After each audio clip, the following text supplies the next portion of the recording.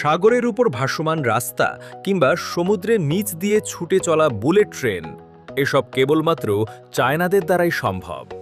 চলুন আজ জেনে নেই কেন চীনকে উন্নয়নের জাদুকর বলা হয়। একটা কথা নিশ্চয়ই শুনেছেন, টাকা থাকলেই সবকিছু করা যায় না, কিন্তু চীন যেন সেই কথাটি ভুল প্রমাণ করার জন্যই মাঠে নেমেছে। রাস্তাঘাট, ব্রিজ কিংবা রেল লাইন তৈরিতে তাদের জুড়ি মেলা ভার। আপনি কি জানেন, মাত্র ১১ বছরে চীন ৪৫,০০০ kilometre high speed rail line তৈরি করেছে, যেখানে অন্য দেশগুলোর এর সামান্য অংশ বানাতেই কয়েক গুণ বেশি সময় লেগেছে। একটু সহজভাবেই ভাবুন তো, আমাদের দেশে যেমন ঢাকা থেকে চট্টগ্রাম যেতে প্রায় ৬ থেকে ৭ ঘন্টা সময় লাগে, চীনের হাই স্পিড ট্রেনে এই দূরত্ব হয়তো ১ ঘন্টারও কম সময় পাড়ি দেওয়া সম্ভব। এমনকি তাদের মোট হাই স্পিড রেল নেটওয়ার্ক পৃথিবীর বাকি সব দেশের মোট নেটওয়ার্কের চেয়েও বড়। এটাই হলো চীনের আসল শক্তি, যা তাদের অর্থনীতির চাকাকে দ্রুত ঘুরতে সাহায্য করছে। সাগরের উপর ভাসমান রাস্তা। আপনি গাড়ি চালাচ্ছেন আর আপনার রাস্তার দুপাশে উত্তাল সমুদ্র। না, এটা কোনো স্বপ্ন নয়, চীনে এটাই বাস্তবতা। তারা বিচ্ছিন্ন দ্বীপগুলোকে মূল ভূখণ্ডের সাথে যুক্ত করতে সাগরের উপর দিয়ে প্রায় ৫০ কিলোমিটার দীর্ঘ এক বিশাল সেতু তৈরি করেছে। এর নাম শিহোম্যান ব্রিজ এবং এর সাথে যুক্ত আরও অনেকগুলো সেতু। এই ব্রিজগুলো শুধু দ্বীপগুলোকে এক করেনি, বরং সেখানে পৃথিবীর ব্যস্ততম বন্দর আর বিশাল সব ইন্ডাস্ট্রি গড়ে তুলতে সাহায্য করেছে। আগে যেখানে মানুষ শুধু নৌকায় গড়ে যেত, এখন সেখানে বিশাল বিশাল ট্রাক আর গাড়ি ছুটে বেড়াচ্ছে। সাগরের বুকে বুক চিতিয়ে দাঁড়িয়ে থাকা এই ব্রিজগুলো যেন চীনের ইঞ্জিনিয়ারিংয়ের এক জলজান্ত নিদর্শন। সমুদ্রের নিচ দিয়ে বুলেট ট্রেন, সাগরের উপর দিয়ে তো রাস্তা বানানো হলো, কিন্তু চীনারা এখানেই থেমে থাকেনি।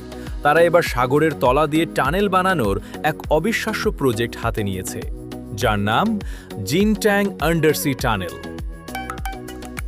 এটি পৃথিবীর দীর্ঘতম under water high speed rail tunnel হতে চলেছে। ভাবুন, একটা টানেল যা প্রায় ১৬ কিলোমিটার লম্বা এবং সমুদ্রের ৭৮ মিটার নিচ দিয়ে তৈরি করা হচ্ছে। এর ভেতর দিয়ে নাকি ঘন্টায় ২৫০ কিলোমিটার গতিতে ছুটে যাবে বুলেট ট্রেন। এই টানেলটি বানানোর জন্য শিল্ড মেশিন নামে এক দৈত্যাকার ড্রিলিং মেশিন ব্যবহার করা হচ্ছে, যা প্রায় একটি ৫ তলা বাড়ির সমান উঁচু। আর দুটো মেশিন দুই দিক থেকে এসে সমুদ্রের নিচে মিলিমিটারের ব্যবধানে মিলিত হবে, যা স্যাটেলাইট বা জিপিএস-এর মতো প্রযুক্তি ছাড়া একদমই অসম্ভব। Hong Kong Zhuhai Macau bridge tunnel. সমুদ্রের নিচে টানেল বানানো কতটা কঠিন হতে পারে? এর সেরা উদাহরণ হলো হংকং জুহাই ম্যাকাও ব্রিজের আন্ডার ওয়াটার টানেল। এই টানেলটি বানানোর প্রযুক্তিটা আরও অবাক করার মতো। প্রথমে কারখানায় জাহাজের সাইজের বিশাল বিশাল বক্সের মতো টানেলের অংশ তৈরি করা হয়েছে। সেখানের প্রতিটি বক্স প্রায় ৭৭,০০০ টন ওজনের, যা একটি এয়ারক্রাফট ক্যারিয়ারের সমান। এরপর এই বিশাল বক্সগুলোকে জাহাজে করে সাগরে নিয়ে যাওয়া হয় এবং ট্রেনের সাহায্যে এক এক করে সমুদ্রের তলায় বসিয়ে জোড়া লাগানো হয়। মোট ৩৩টি এমন বিশাল বক্স জোড়া লাগিয়ে প্রায় ৬.৭ কিলোমিটার লম্বা এই টানেলটি তৈরি করা হয়েছে। এই প্রজেক্টে যে পরিমাণ স্টিল আর কংক্রিট লেগেছে, তা দিয়ে দুবাইয়ের ৮টি বুর্জ খালিফা টাওয়ার বানানো সম্ভব। এত উন্নয়নের পেছনে কি কোনো অন্ধকার দিক আছে? চীনের এই বিশাল কর্মযজ্ঞ দেখে সারা বিশ্ব একদিকে যেমন প্রশংসা করছে, তেমনি অনেকে এর পেছনের গল্প নিয়েও প্রশ্ন তুলেছে। এসব প্রজেক্ট বাড়াতে গিয়ে পরিবেশের উপর বিরূপ প্রভাব পড়ছে।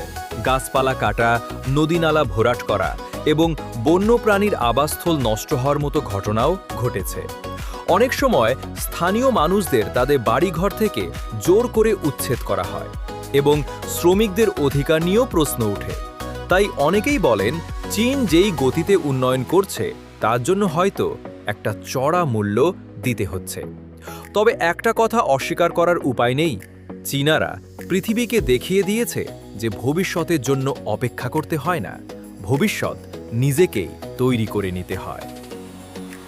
আমাদের দেশেও পদ্মা সেতু বা মেট্রো রেলের মতো বড় বড় প্রজেক্ট হচ্ছে।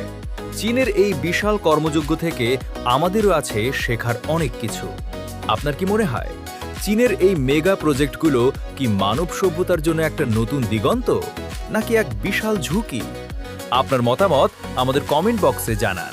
আর এমন সব দারুণ ভিডিও দেখতে আমাদের টেক জগৎ চ্যানেলটি সাবস্ক্রাইব করতে ভুলবেন না। সবাই ভালো থাকবেন। আল্লাহ হাফেজ।